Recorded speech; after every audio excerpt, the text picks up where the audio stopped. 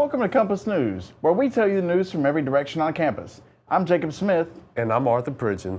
On today's episode, we'll discuss Raleigh's recent presidential visit, the effect Rocky Mount's new downtown police unit has had on the area, and recent updates on the gender pay gap in North Carolina.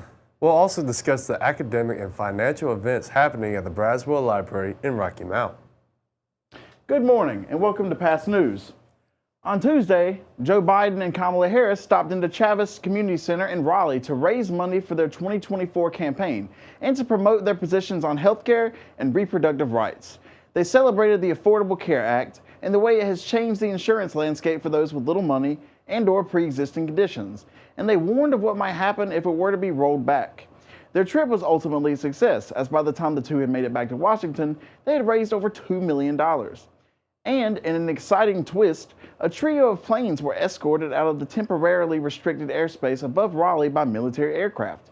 Luckily, the North American Aerospace Defense Command reports that these three airplanes left, quote, without incident, and the visit was never interrupted.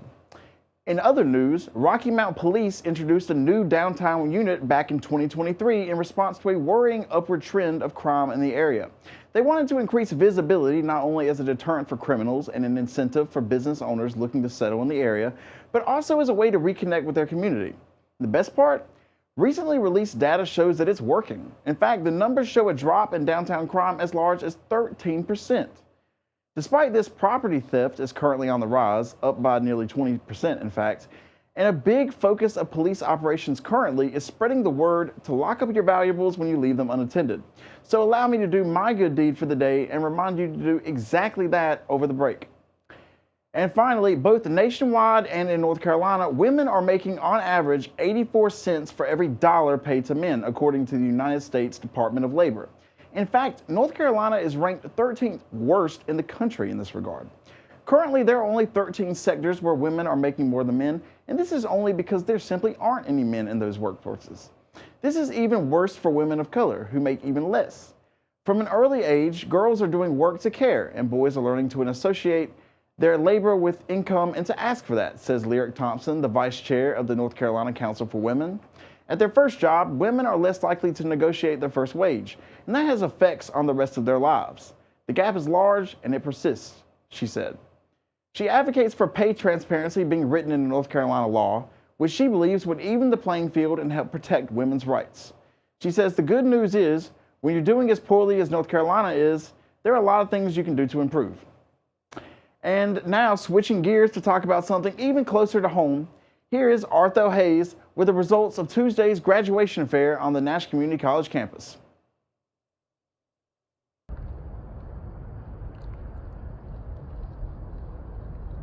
Hi, I'm Marthel Hayes, and I'm here reporting to you on the aftermath of the graduation fair.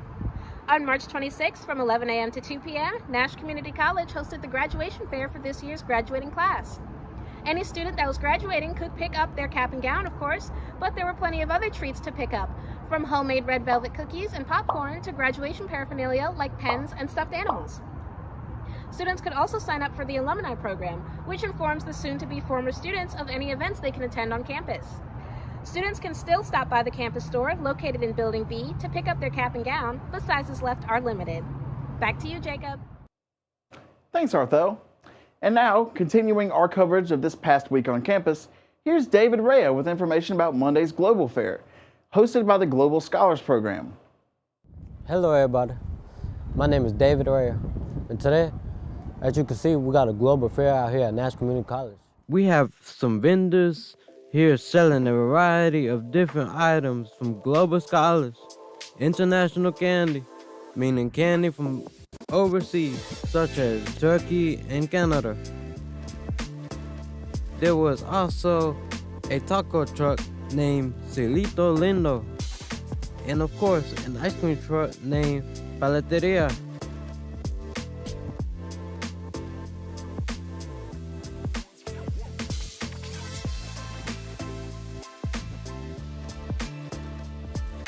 This global fair included a cultural talent show as well as a talent show located in the Brown Auditorium here at Nash Community College.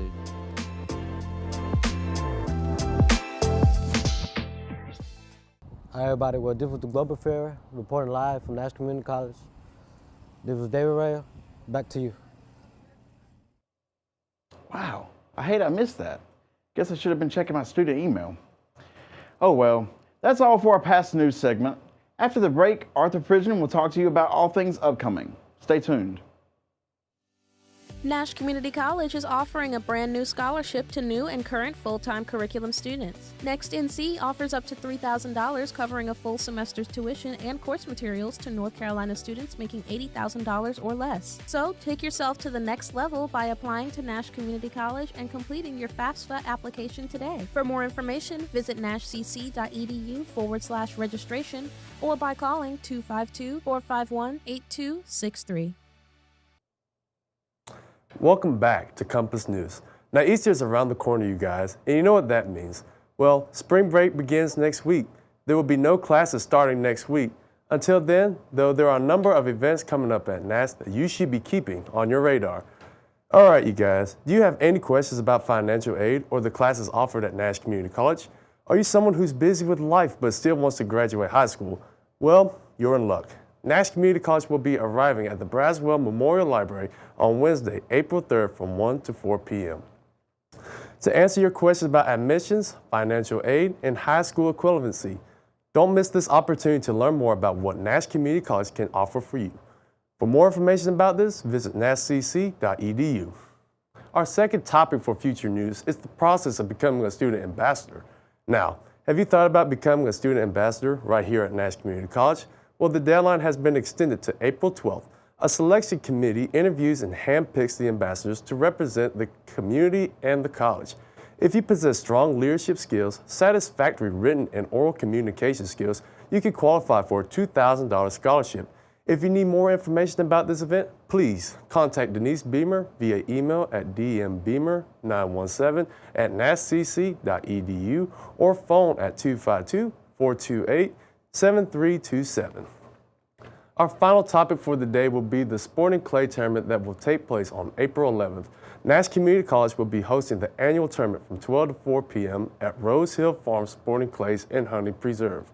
The Nash Community College Foundation is requesting sponsorships for participation in this event. The prices of sponsorship vary depending on the type of sponsorship chosen. Each sponsorship type comes with its own set of benefits such as food and beverages, recognition signage, or raffle items. If you need more information about this event, please contact Denise Beamer via email at dmbeamer917@nashcc.edu or phone at 252-428-7327. That was all for Future News segment on Compass News. After this message from Nash Community College, Jacob and I will be right back to close out this episode of Compass News. The Culinary Arts program at Nash Community College provides specific training required to prepare students to assume positions as trained culinary professionals in a variety of food service settings. Students will be provided theoretical knowledge and practical application that build critical competencies to meet industry demands, including environmental stewardship, operational efficiencies, and professionalism. Courses include food safety, baking, culinary fundamentals, cost control, and more. Graduates should qualify for entry-level opportunities including prep cook, line cook, and station chef. With experience, graduates may advance to positions including sous chef, pastry chef, executive chef, or food service manager. For more information, visit nashcc.edu or call 252-443-4011. Thank you for joining us on this episode of Compass News. Tune in next week to hear more news from every direction. Until then, I'm Jacob Smith. And I'm Arthur Pridgeon, and we'll see y'all next week.